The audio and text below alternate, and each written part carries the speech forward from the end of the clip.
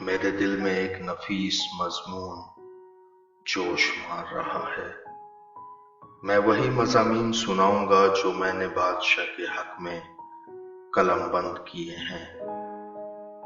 میری زبان ماہر کاتب کا قلم ہے۔ تو بنی آدم میں سب سے حسین ہے۔ تیرے ہونٹوں میں لطافت بھری ہے، اس لیے خدا نے تجھے ہمیشہ کے لیے مبارک کیا۔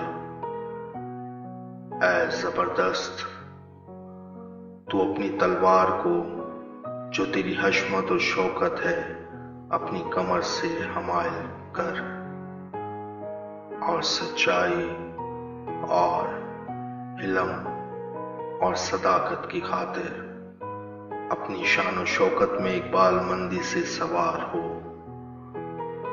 اور تیرا دہنا ہاتھ تجھے محیب کام دکھائے گا۔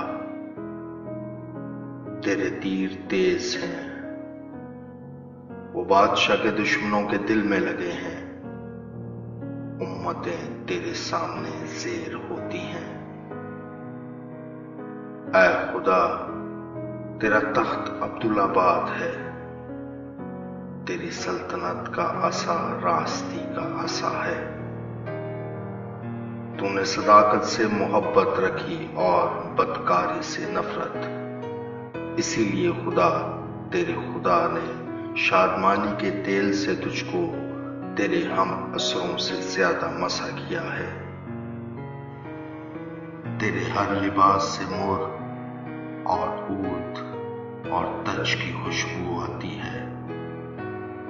ہاتھی دان کے محلوں میں سے تاردار سازوں نے تجھے خوش کیا ہے۔ تیری معزز خواتین میں شہزادیاں ہیں۔ ملکہ تیرے دہنے ہاتھ اوفیر کے سونے سے آراستہ کھڑی ہے۔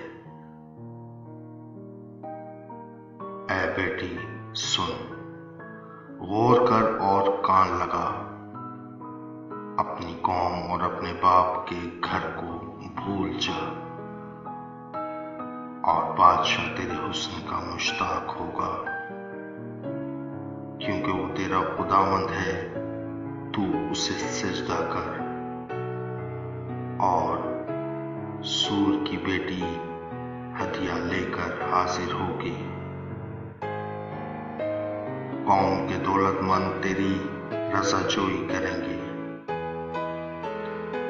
بادشاہ کی بیٹی محل میں سر تا پا حسن افروز ہے، اس کا لباس زر بفت کا ہے۔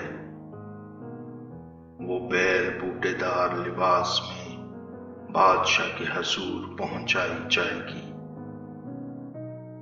اس کی کنواری سہیلیاں جو اس کے پیچھے پیچھے چلتی ہیں تیرے سامنے حاضر کی جائیں گی۔ وہ ان کو خوشی اور خرمی سے لے آئیں گے۔ وہ بادشاہ کے محل میں داخل ہوں گی۔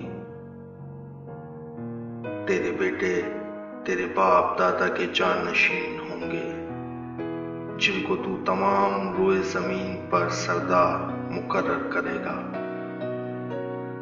میں تیرے نام کی یاد کو نسل در نسل قائم رکھوں گا، اس لیے امتیں عبدالآباد تیری شکر گزاری کریں گی۔ آمین۔